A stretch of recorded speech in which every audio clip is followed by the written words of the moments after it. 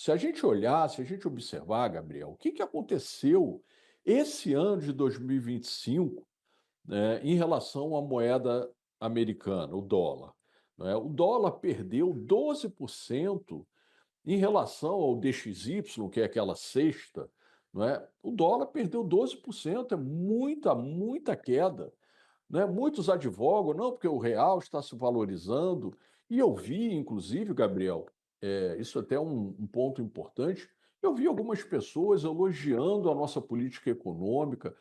Desculpa, discordo frontalmente. A nossa moeda não se valorizou os 12% por méritos próprios, por méritos nossos. Não foi isso. Foi o dólar que perdeu. E, como consequência, outras moedas, inclusive as emergentes, e aí, no caso, a nossa, que tinha sim sofrido uma desvalorização acentuada no ano passado. Agora, é, o que me parece que é muito perigoso é que nós estamos num momento, né, que a inflação ela tenta, né, a gente tenta fazer uma inflação um pouco melhor. Saiu a inflação agora de manhã, a gente furou a meta, né? Isso é um problema. Estamos com a taxa de juros elevadíssima, uma política monetária muito apertada. E aí eu me pergunto, esse movimento que o dólar está fazendo agora de manhã, porque ontem, no final do dia, se foi no final da tarde, o dólar subiu, né? Quase 1%. E agora de manhã está entregando praticamente toda a alta de ontem. Eu não consigo entender esse movimento, porque se nós supusermos que o Trump não mudará até o dia primeiro e o país não negociar e vier com os 50%, uma das alternativas para a gente ter um PIB menos afetado seria a nossa moeda escorregar, é a nossa moeda sair lá dos 5,45 que estava e voltar ali para 5,70 ou 5,80. Essa é a minha leitura.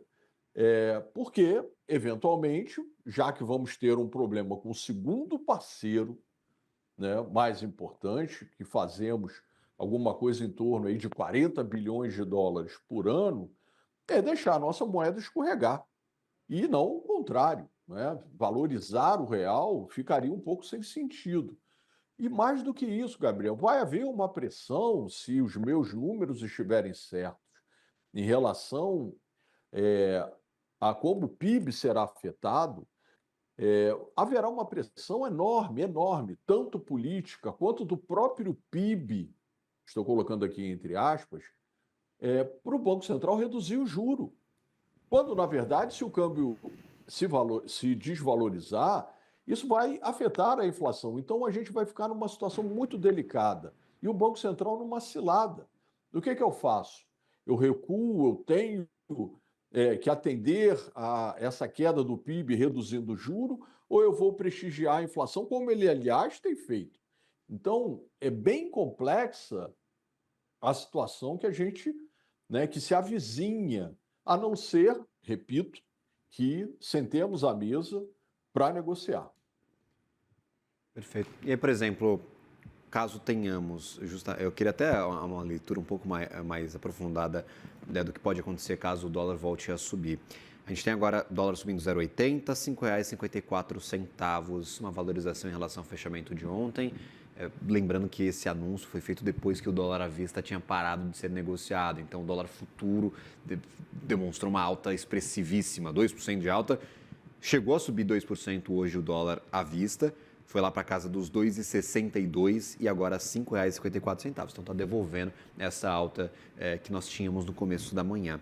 Caso tenhamos o dólar mais forte, moeda mais desvalorizada e esse processo voltando a ganhar mais força, o efeito inflacionário seria mais alto e eu gostaria de entender justamente esse ponto. A gente conseguiria, neste cenário, manter juros na casa de 15%? Este vai ser o novo normal, 2 dígitos para a Selic, ad eternum, pelo menos num curto espaço de tempo, a gente não vai ver abaixo disso? É muito boa essa observação. Eu me recordo que há duas reuniões atrás do Copom, a que levou para Sim. 14,75, no comunicado que eu emiti aqui na Way para os nossos clientes, eu salientei no último parágrafo que a redução que a gente estava vivendo na taxa de câmbio era positiva e ajudaria o Banco Central. Se efetivamente a taxa de câmbio se firmasse em níveis abaixo de 5,70, 5,65, que isso ajudaria muito. Por quê? Né? A taxa de câmbio é um ingrediente importante na nossa inflação, na inflação brasileira. Né? Quando o câmbio ele ajuda, fica mais fácil para o Banco Central. Né? Então, o que nós vimos aí nesses últimos 2 meses? A taxa de câmbio ela veio caindo aí para essa faixa de 5,60, 5,50, 5,45. Isso era positivo, né, sob essa ótica prospectiva da inflação, da gente tentar, com a ajuda, né, da taxa de câmbio, fazer com que a política monetária faça seu efeito. O ponto é que, se eu estiver correto e todo esse imbróglio agora acabar de alguma maneira fazendo, né, respingando sobre a taxa de câmbio e ela volte a se desvalorizar ali para 5,70, 5,80, isso acaba prejudicando, né, indiretamente o Banco Central. Então, respondendo objetivamente a você, acho muitíssimo difícil a taxa de câmbio, a Selic, desculpa, a nossa taxa de juros, a Selic, cair de forma contundente. Né? Juros de 2 dígitos ficarão muito tempo. Esse, pelo menos, a minha vista não alcança, né, juros abaixo de 10%, pelo menos até o, o próximo presidente. Não é? Porque, se nós imaginarmos que no ano que vem, com essa eleição que será dificílima, né, uma polarização enorme, e uma questão fiscal, né, pessimamente resolvida, isso vai demandar taxas de juros ainda muito elevadas. Alexandre Espírito Santo, sempre bem-vindo à nossa programação. Obrigado pela ajuda a entender essa bagunça que virou a economia brasileira e essas relações comerciais com os Estados Unidos. E desejo uma ótima quinta-feira e um bom trabalho. Eu que agradeço o convite, é sempre um prazer estar aqui com vocês. Agradecido.